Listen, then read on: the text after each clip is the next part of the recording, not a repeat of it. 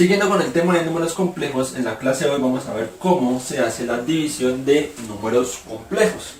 Vamos a realizar entonces este ejercicio que nos dice, sabiendo que z1 igual a menos 4 más 5i y z2 igual a 8 menos 2i, resolver z1 dividido z2. Antes de empezar a solucionar este ejercicio, decir que la división no es conmutativa. ¿A qué me refiero con esto? A que aquí el orden en que nosotros pongamos los números sí importa, sí va a cambiar el resultado. Con lo cual debemos tener en cuenta que si nos dicen que z1 es el numerador, lo debemos escribir siempre como el numerador. ¿Listo? Y por ende el z2 en el denominador. Cambiar el orden de esto, es decir, poner z2 y abajo z1, cambia el resultado, así que mucho cuidado en el momento de resolver estos ejercicios de la división. Algo muy parecido con la resta también, ¿no? Digamos que la resta también debemos tener en cuenta el orden en que nosotros colocábamos los números complejos. Aquí en la división también se debe tener ese cuidado. Empecemos entonces rápidamente. Nos dice z1 dividido z2, z1 sobre z2, con lo cual pues vamos a dibujar la fracción, vamos a colocar la fracción y vamos a colocar también las equivalencias de z1 y z2. Una vez colocado, aquí es donde sigue el paso característico de la división de números complejos. Y es que el primer paso que nosotros debemos realizar para hacer la división es multiplicar esta fracción que nosotros tenemos por el conjugado del denominador. Vuelvo y repito. El primer paso, cuando ya tenemos reemplazado las equivalencias de z1 y z2, debemos multiplicar esta fracción por el conjugado, ¿sí? El conjugado del denominador. En este caso el denominador es 8 menos 2i, así que nosotros vamos a hacer el conjugado para poderlo multiplicar por esta fracción. ¿Pero a qué me refiero también con el conjugado? Y es que nosotros debemos dibujar otra fracción, es decir, coloco porque estamos diciendo que lo debo multiplicar, y coloco otra fracción. ¿Listo? En el numerador de esta nueva fracción, ¿qué va a ir? El conjugado del denominador. Y abajo, ¿qué va a ir? Otra vez el conjugado del denominador. Es eso. ¿Listo? Y ya sabemos que el conjugado, ¿qué es? Pues cambiarle el signo del medio a este número complejo. ¿Listo? No es más. Entonces, si aquí tenemos 8 menos 2i, tanto en el numerador como en el denominador, vamos a colocar 8 más 2i. A esto me refiero entonces con hacer, ¿sí?, la multiplicación de una fracción, y tanto en el numerador como en el denominador, el conjugado del denominador. ¿Listo? Ahora, ¿aquí qué se hace? Pues se hace la multiplicación de números complejos como nosotros ya conocíamos. ¿Listo? Y de igual forma pues se aplica la multiplicación de dos fracciones. ¿Cómo se hace la multiplicación de fracciones? Sencillamente numerador con numerador, denominador con denominador. ¿Listo? Se multiplican de esta forma. Entonces, como nosotros lo habíamos visto en la multiplicación de números complejos, voy a colocarle aquí unos paréntesis como para que se haga familiar, ¿listo?, de lo que hicimos en la anterior clase. La multiplicación ya sabemos que es cada uno de estos términos del primer paréntesis con cada uno de los términos del segundo paréntesis. ¿Listo? Entonces, vamos a realizar primero la multiplicación del numerador y ya vamos a ver qué pasa con el denominador. De esta forma entonces nos quedó la multiplicación del numerador, ¿sí?, de los dos numeradores de estas fracciones. Hagamos un recuento rápidamente. Menos por más menos, 4 por 8, 32. Seguimos con el segundo término. Menos por más menos, 4 por 2i, 8i. Ya acabamos con el menos 4, vamos con el 5i. Entonces más por más 5i por 8i, 40i. Y por último, más por más 5i por 2i, 5 por 2, 10, y por i al cuadrado. Entonces de esta forma es como nosotros nos tendría que haber quedado el numerador. Ahora vamos a hacerlo del denominador. ¿Qué pasa con el denominador? Nosotros podríamos pensar perfectamente, bueno, pues lo mismo, ¿no? Multiplico cada término de este punto con cada término de este otro punto. Podría funcionar, pero hay otra forma mucho más fácil de hacerla, y es recordando uno de los casos de factorización que se llama la diferencia de cuadrados. Vamos a ver qué nos dice dicha factorización o dicho caso de factorización.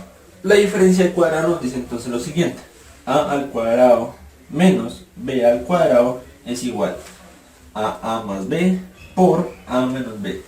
Justamente se llaman diferencia en cuadrados porque necesitamos que sea una resta, ¿sí? Diferencia significa resta. Ahora, ¿por qué necesito o por qué estoy viendo este caso de factorización? Porque miremos que de este punto, ¿cierto? Yo voy a pasar acá. Voy a hacer como que la inversa de esta operación, ¿listo? Entonces, ¿qué necesito yo, ¿sí? Para poder llegar a este punto? Tengo a más b por a menos b. Vemos, efectivamente lo tengo. A para mí va a ser 8 y b para mí va a ser 2i. Entonces sería a más b, aquí tengo a más b, por a menos b. ¿Sí? Tengo exactamente lo mismo. Entonces, sabiendo que a es 8 y 2i es b, ¿qué nos quedaría entonces acá abajo? Aplicando esta diferencia de cuadrados tendríamos 8 al cuadrado menos 2i al cuadrado. Algo muy importante aclarar es que yo estoy diciendo que b es todo el 2i, ¿sí? Yo no estoy diciendo que b es 2 o que b sea i, es todo el 2i. Por ende, cuando digo que b se eleva al cuadrado, el 2i tengo que estarlo elevando al cuadrado, tanto el 2 como el i, ¿listo?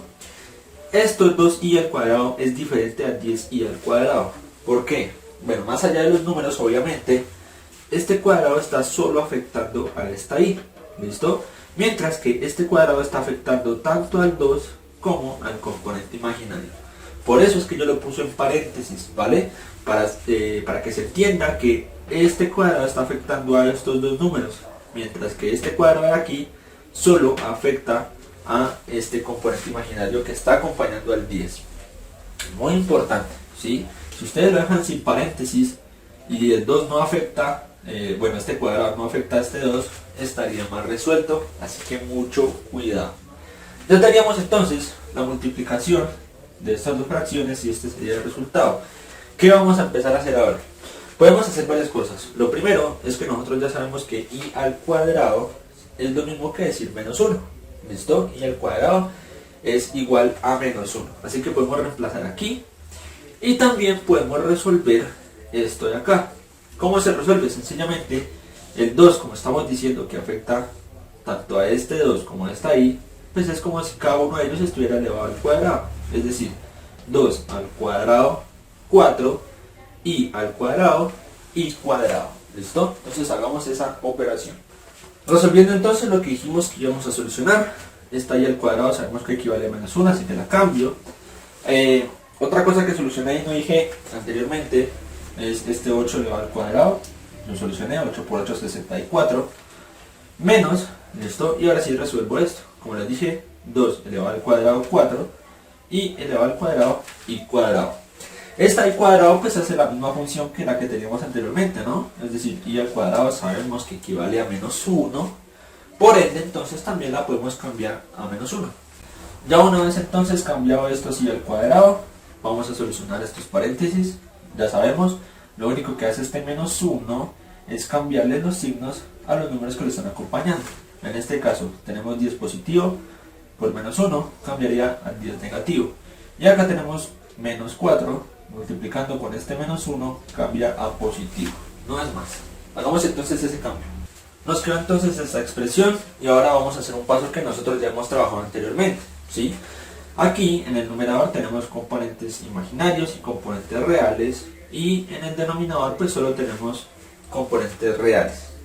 ¿Qué vamos a hacer entonces? Como ya lo hemos visto, vamos a sumar o a restar dependiendo de los signos los componentes reales a un lado y los componentes imaginarios a otro lado, como por aparte. ¿Listo? Y obviamente esto aquí también lo podemos resolver, que sería 68.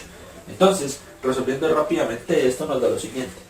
Resolviendo entonces, menos 32 menos 10, ¿sí? Como son los dos reales, menos 32 menos 10 nos da menos 42, y menos 8i más 40i, prevalece el número más grande con el signo positivo, en este caso el 40i, entonces sería 40 y menos 8 sería 32i positivo. ¿Listo? De esa forma entonces nos queda en el numerador, y en el denominador, como lo dijimos, sencillo, 64 más 4, 68. Recordemos entonces que la meta es llegar a un número complejo de esta forma, es decir, tener una parte real y luego una parte imaginaria. Y aquí pues aún no lo tenemos del todo, ¿listo? Ya que este denominador nos está generando problema para tener un número complejo de esta forma.